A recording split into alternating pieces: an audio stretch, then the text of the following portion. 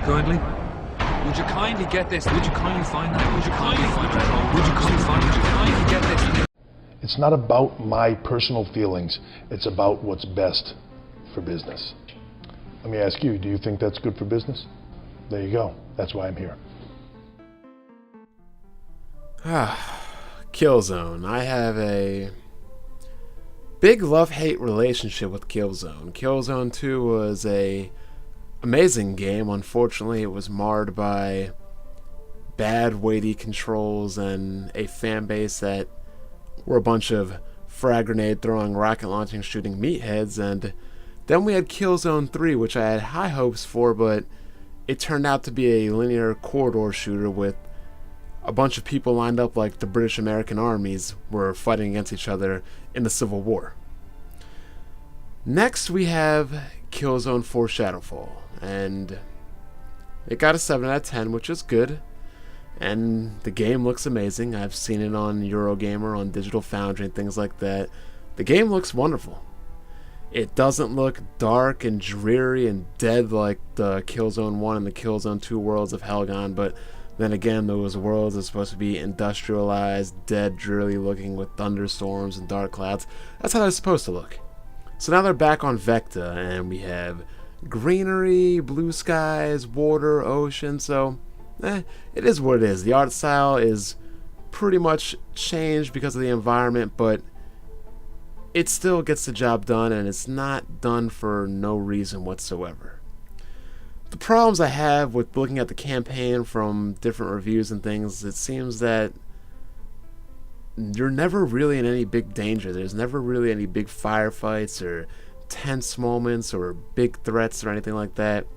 Now granted, there are a lot of those in Killzone 3 that are pretty damn boring, but from what I've seen, it doesn't look like you're in any danger to die.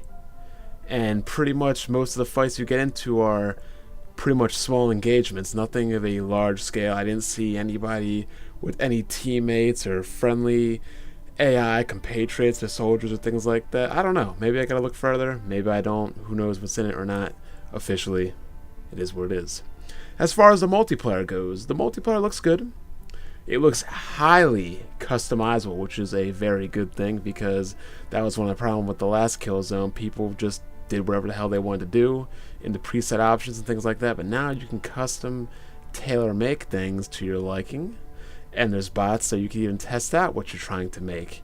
Kind of reminds me when Perfect Dark first came out and they gave you all these creative options to do everything, and I'm like, finally, every game should have something like this. The game runs at 60 frames per second, which is always good. We want our games to run at 60 frames per second, at least in multiplayer. There were no mention of the weighty controls that I loathe in freaking Killzone 2 and in Killzone 3. Are these going to be responsive regular controls, or are these the old Killzone controls? The crappy Killzone 2 controls, or the crappy but less crappy Killzone 3 controls? There are 3 classes in the game, but there were also no mention of the broken sniper or infiltrator classes in Killzone 3, which were so infuriating and stupid that Killzone 3 became the second game I've ever traded in my entire life of video games. The first being Sim Earth. Yeah, Sim Earth, people. No mention of things that made Killzone 2 great, like the spawn grenades, the larger player cap, and all the kinds of features it had, which were then scaled back on Killzone 3.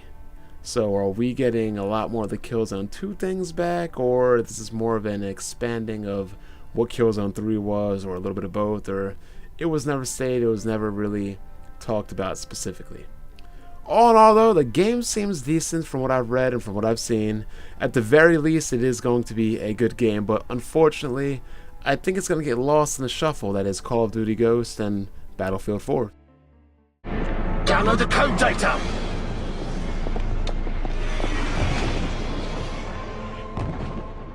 PlayStation